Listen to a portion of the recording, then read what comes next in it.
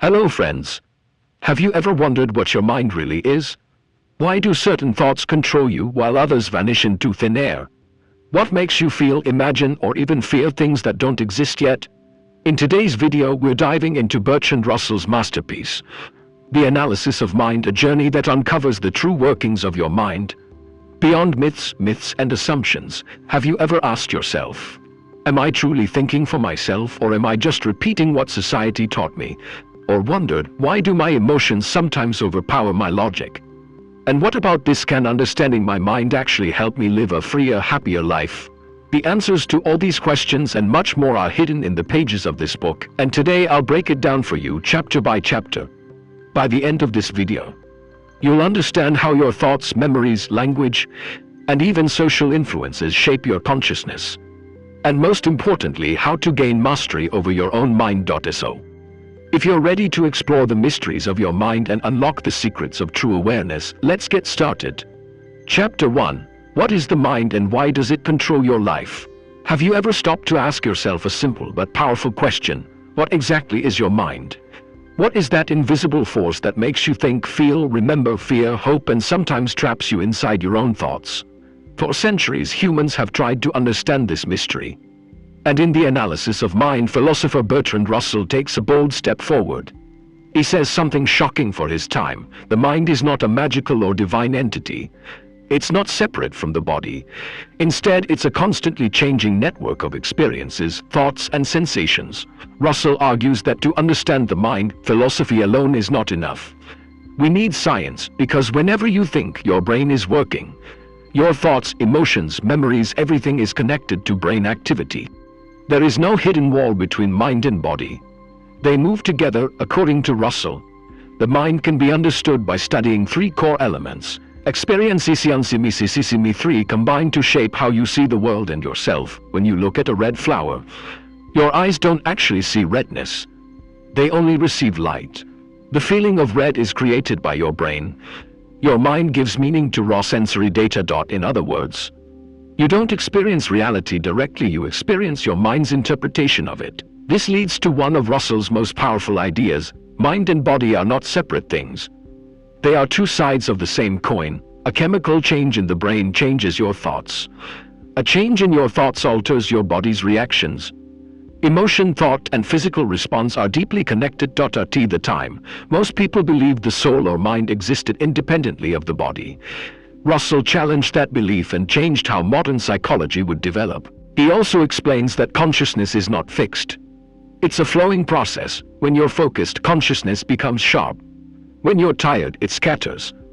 This continuous flow, always changing, creates your sense of identity. Memory plays a key role too. When you remember something, the experience comes back to life.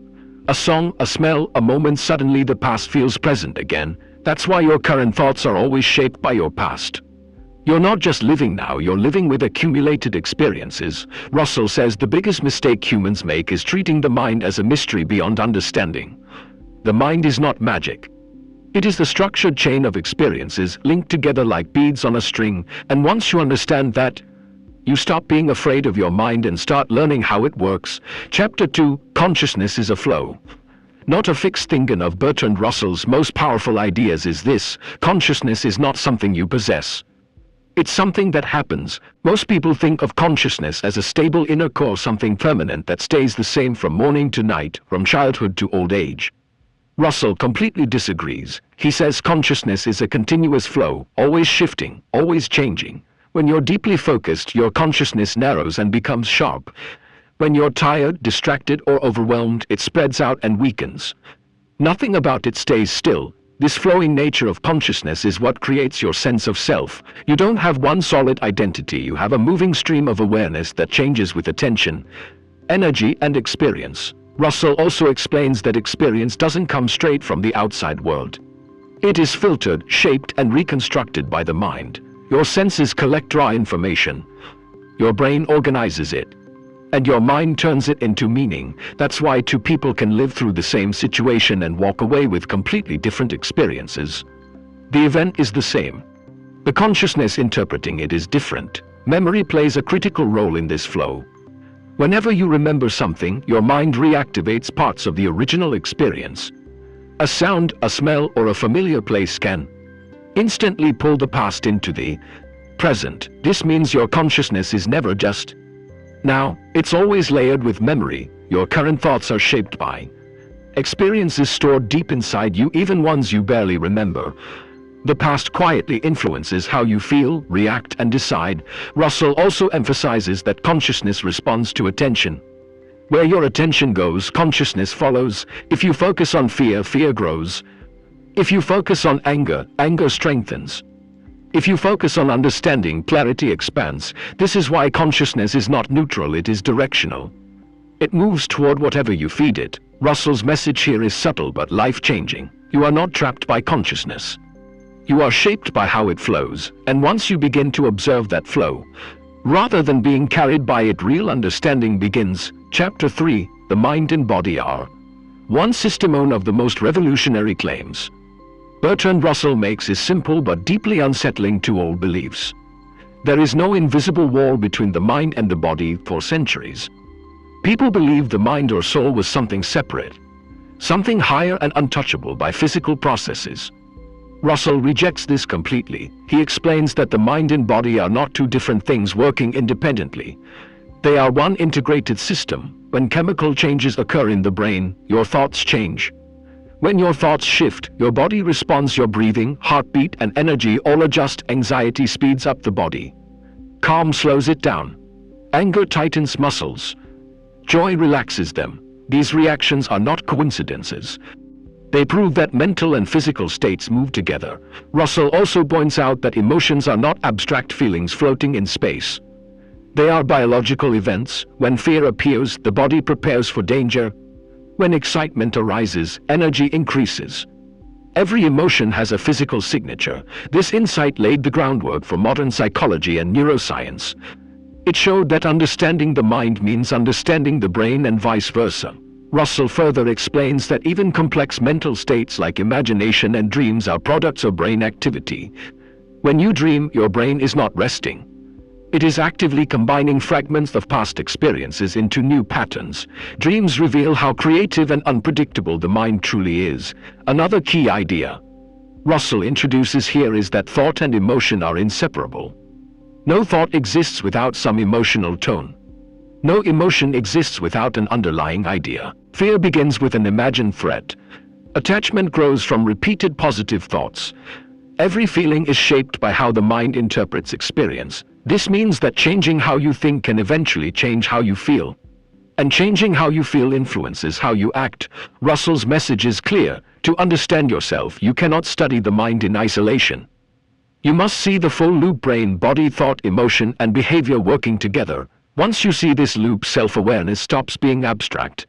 It becomes practical, and that understanding becomes the foundation for real change. Chapter 4, Experience, Memory, and the Hidden Power of the Unconscious. Bertrand Russell takes the analysis of the mind one step deeper by explaining this key truth. Your mind is shaped not only by what you experience now, but by what you remember and what you don't consciously remember at all. Every experience you've ever had leaves a trace. Some memories stay clear and accessible. Others sink below the surface, becoming part of the unconscious. But even hidden memories continue to influence how you think, feel, and behave. Russell explains that when you recall an event, you don't simply retrieve stored information.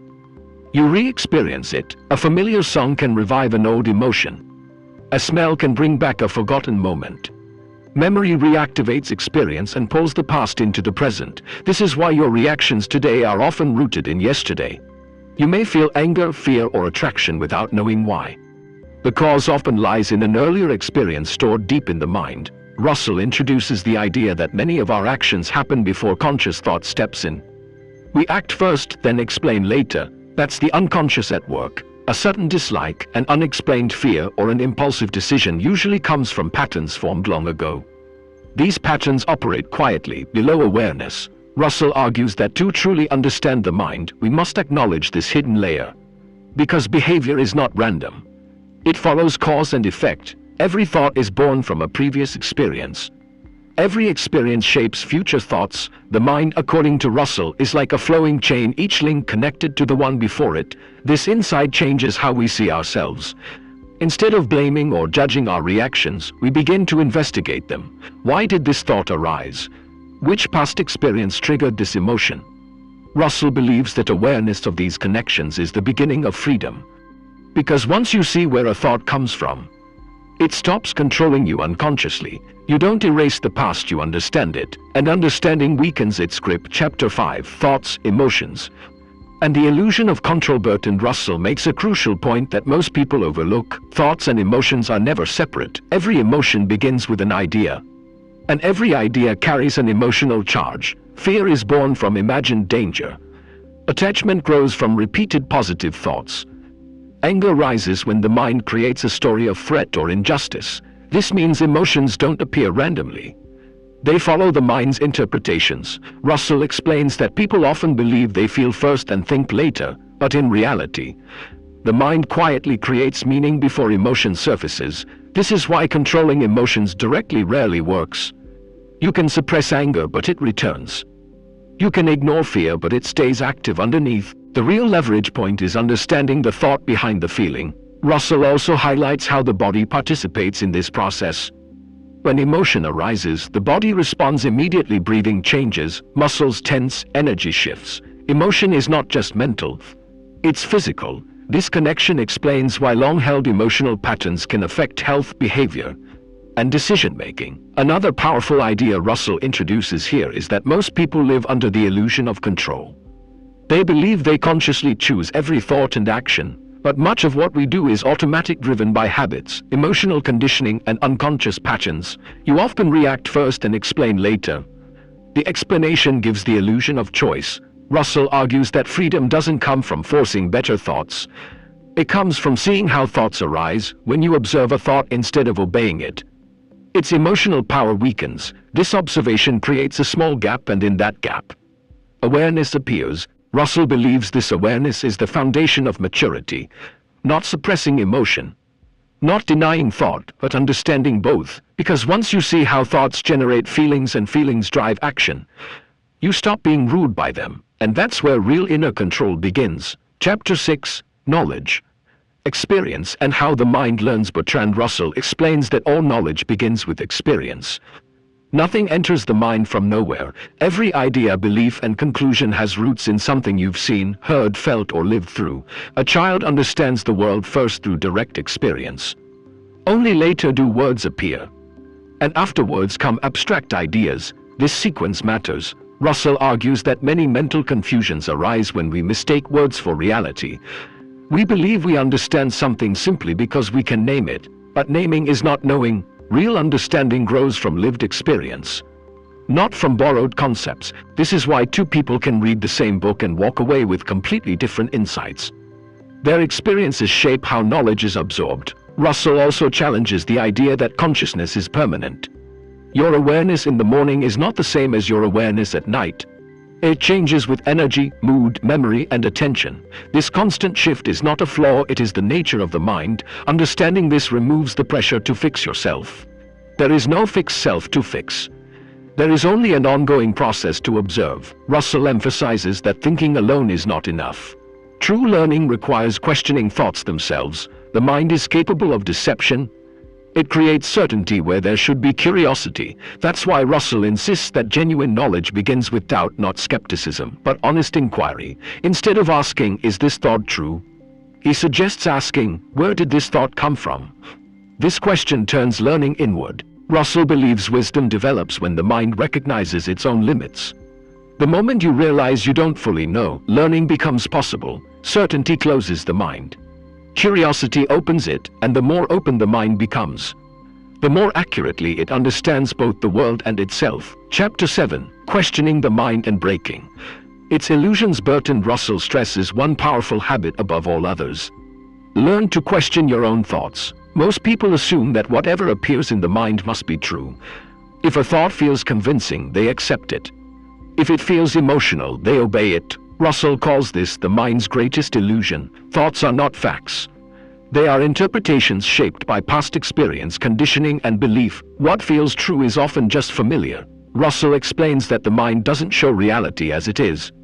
It shows reality through filters formed by upbringing, culture, language, and memory. That's why two people can witness the same event and reach opposite conclusions. They aren't seeing the event itself. They're seeing their own mental version of it. To gain real understanding, Russell says, we must examine these filters, ask, why do I believe this? Where did this idea come from? What experience shaped it? This habit weakens the mind's automatic authority. Russell also warns that certainty is dangerous. The more convinced we are, the less we investigate. True intelligence, he argues, is not knowing everything but recognizing how little we truly know. This humility keeps the mind open. Russell believes thinking is not just about creating ideas. It's about testing them. When you question a belief, it either grows stronger or dissolves. Both outcomes increase clarity. He explains that mental freedom begins when you stop identifying with every thought. You are not your opinions.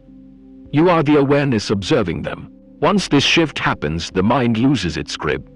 Thoughts still arise, but they no longer control you. Russell sees this as a turning point in human maturity, moving from belief-driven living to understanding-driven living, and that's where genuine insight begins. Chapter 8, Language, Society and How Thought is Shaped. Bertrand Russell explains that the mind does not develop in isolation.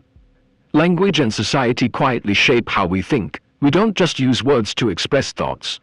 Words form thoughts. If you don't have the words to describe an experience, that experience often remains unclear even to you. Language gives structure to the mind, but it also creates limits. Russell points out that many mental misunderstandings exist because language simplifies reality. Words turn fluid experiences into fixed labels. And once something is labeled, we stop exploring it. This is why people often argue over words rather than understanding truth. Russell also emphasizes the social influence on the mind.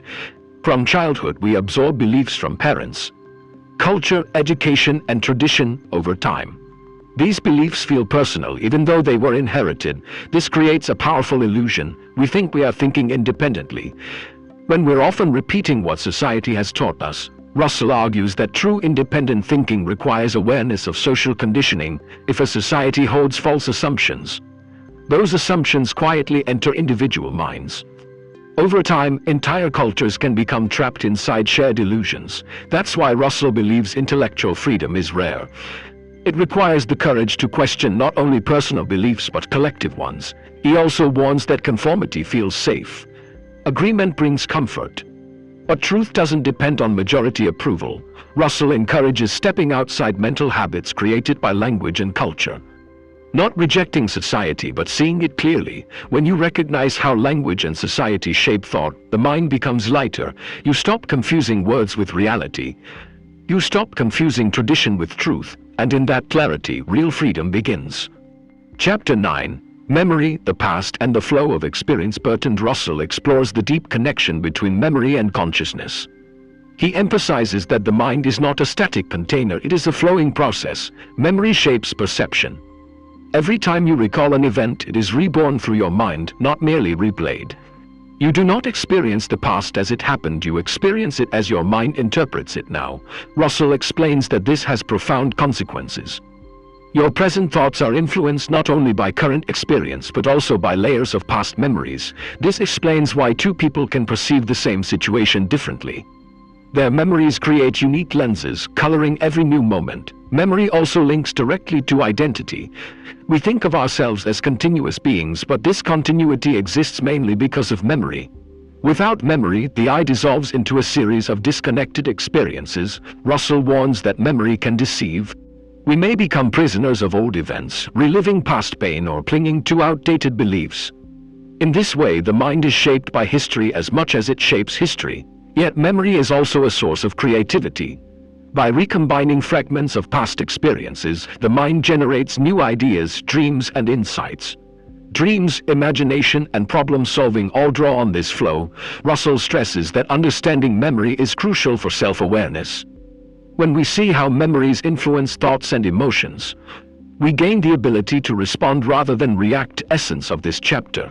The present mind is never purely present, it is an ongoing dialogue between now and then. By observing this dialogue without judgment, we start freeing ourselves from unconscious patterns, and the mind begins to act with greater clarity and intentionality. Chapter 10, Consciousness and the Nature of Thought. Bertrand Russell dives deeper into consciousness, the ever-changing stream of the mind. He explains that consciousness is not a fixed thing. It is fluid, active, and constantly flowing. We often think of our thoughts as separate and controlled by us.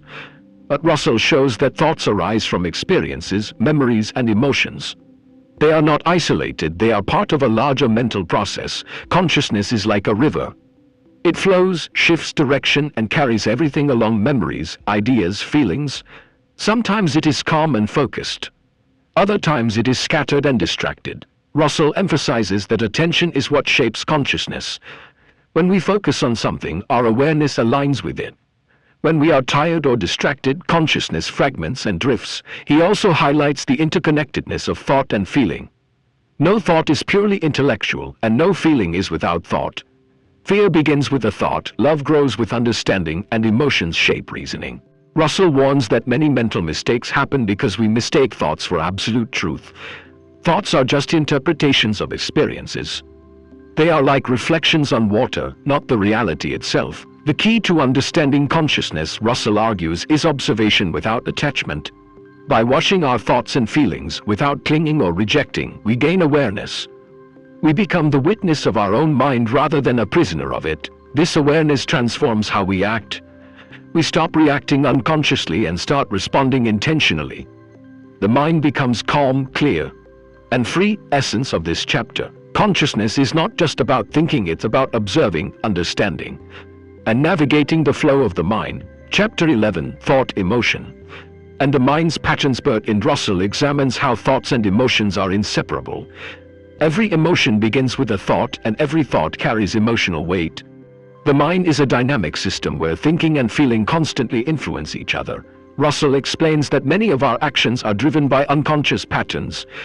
We react automatically to situations based on past experiences and ingrained habits.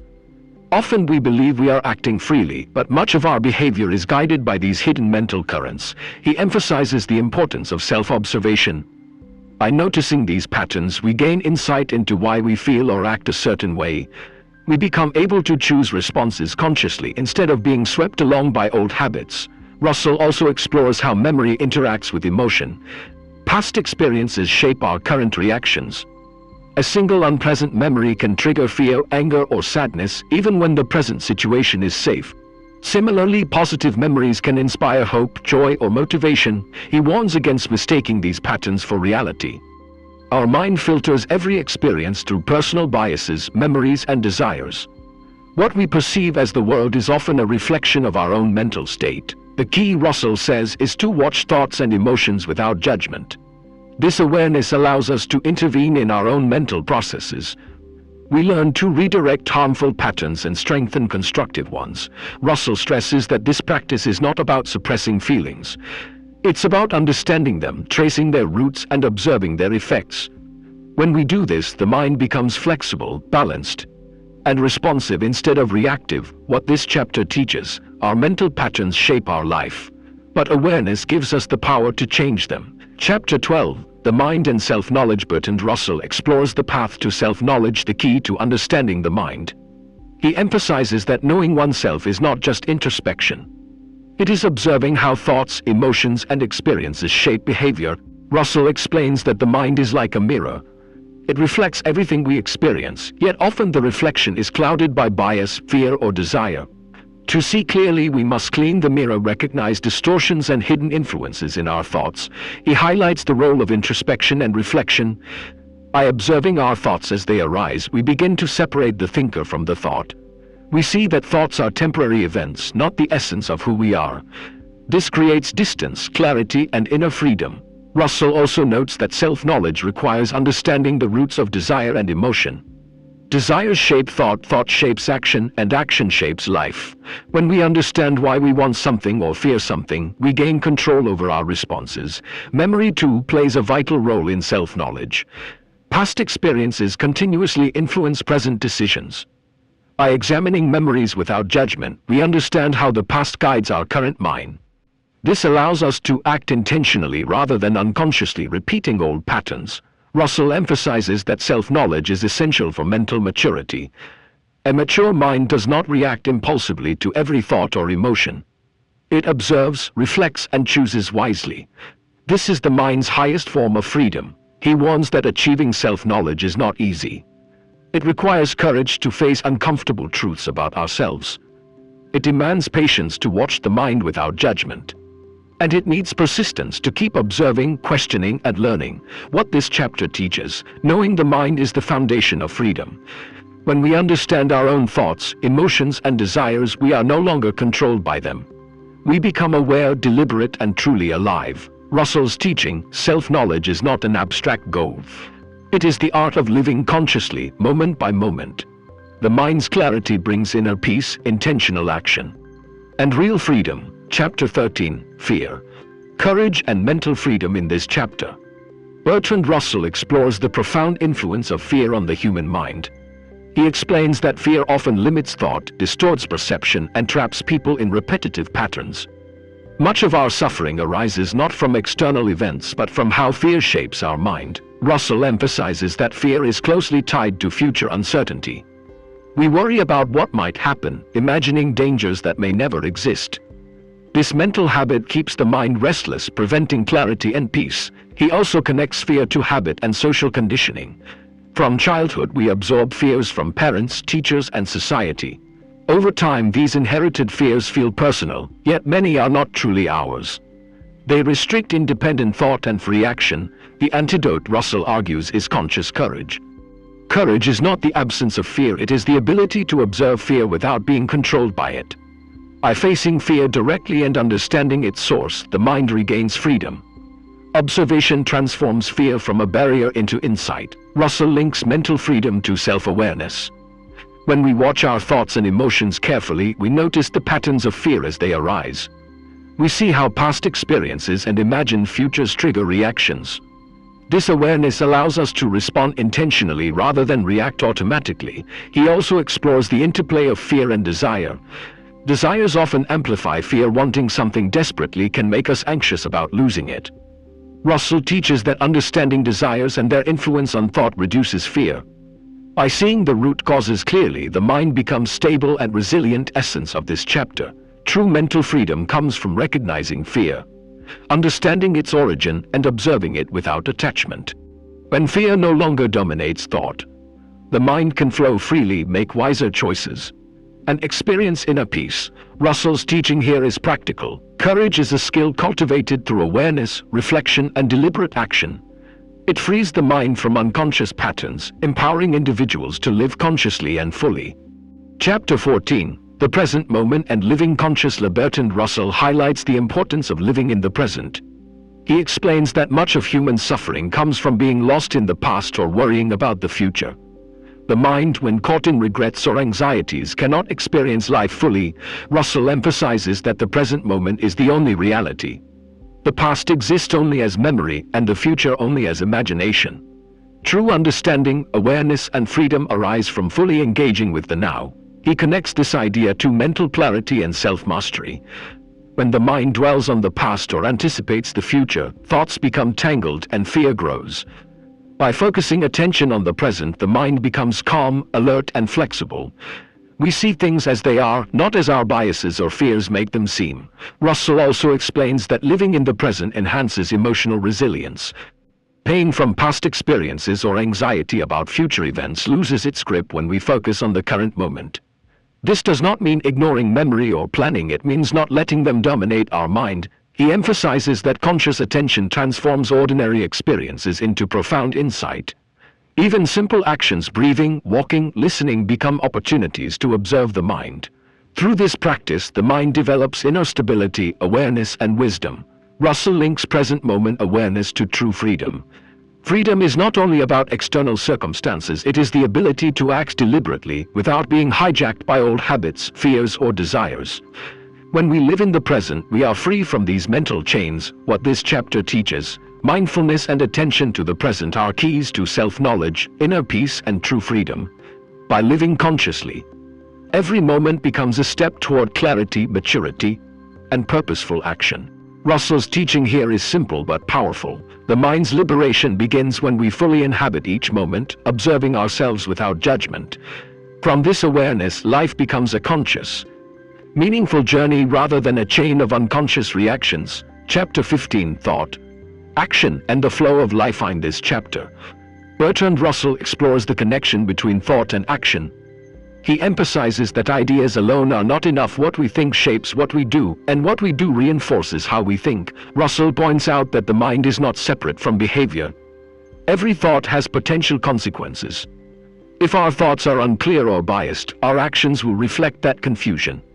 Conversely, intentional and reflective thinking leads to purposeful, effective action. He also discusses the role of habit and unconscious patterns. Much of human behavior is automatic, driven by repeated thoughts and ingrained mental habits. If we want to change our lives, we must first observe these patterns, then gradually transform them. Russell highlights the dynamic nature of thought. Thought is not fixed, it flows, evolves, and interacts with the world. By paying attention to this flow, we can guide it rather than be guided by it. Observation, reflection, and mindful adjustment are the tools for mastering this process. He explains that freedom and creativity emerge from understanding this connection. A mind that notices its own activity can choose thoughts consciously, shape them, and channel them into meaningful action. This awareness prevents reactive behavior and impulsive mistakes. Russell also stresses the importance of aligning values, thoughts, and actions. Conflict between what we think, feel, and do creates stress and inner tension. Harmony among these aspects leads to mental balance, satisfaction, and integrity. Essence of this chapter: thought without action is incomplete, and action without thought is blind. True mastery of the mind comes from observing thoughts, understanding their origins, and applying them intentionally in life. Russell's guidance is practical. Watch your thoughts, understand their flow, and let them inform conscious, purposeful action. This connection is the path to personal freedom, creativity, and a fulfilling life. Chapter 16, Consciousness, Creativity, and the Mind's Highest Potential. In this final chapter, Bertrand Russell explores the full potential of the human mind. He explains that consciousness is not just awareness, it is the foundation of creativity, understanding, and inner freedom. Russell emphasizes that the mind's power lies in its ability to observe itself.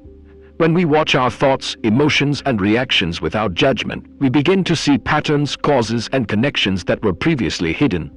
This self-awareness is the gateway to mental clarity, emotional balance, and true independence. He links consciousness to creativity.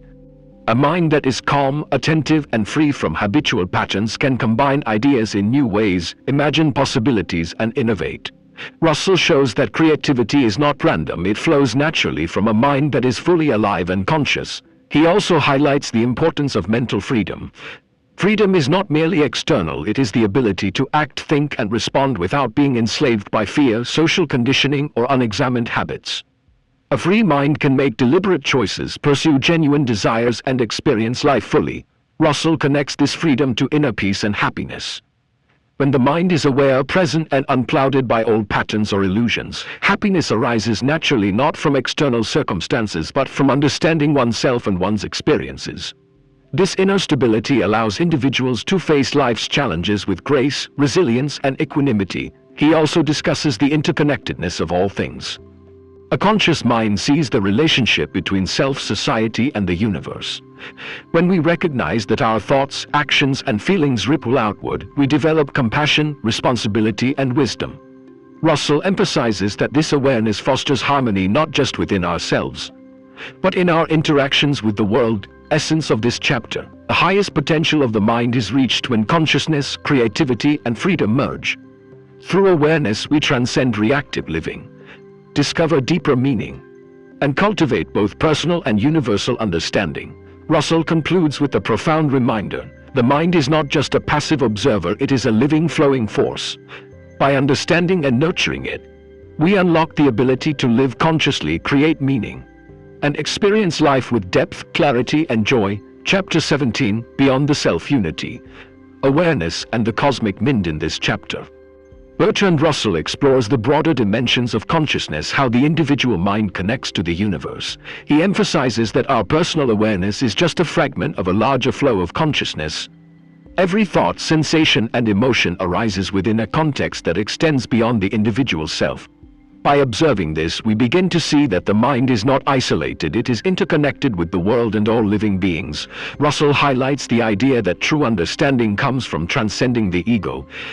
When we cling only to personal perspectives, our vision is limited. But when we step back, we can perceive the patterns and connections that link us to others, to society, and to nature itself. This recognition expands our sense of self into a more universal awareness.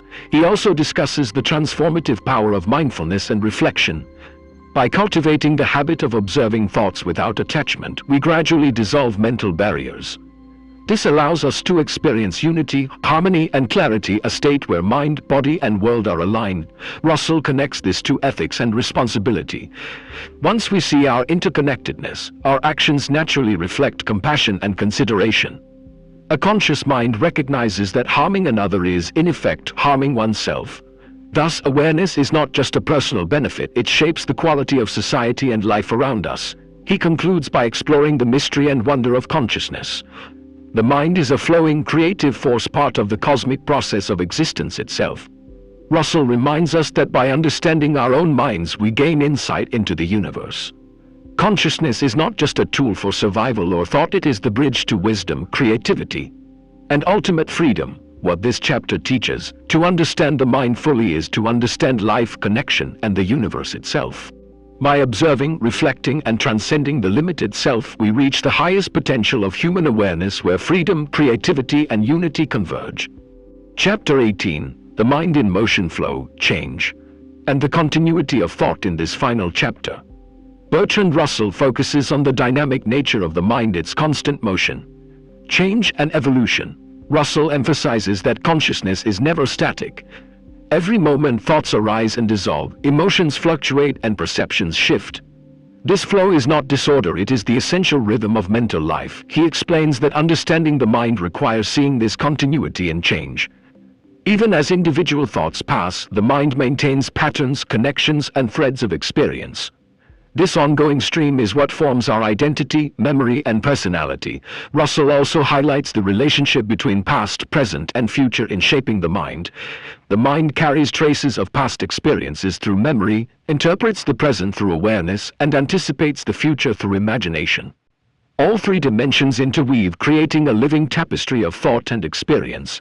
A crucial insight he offers: flexibility in the mind is the key to freedom.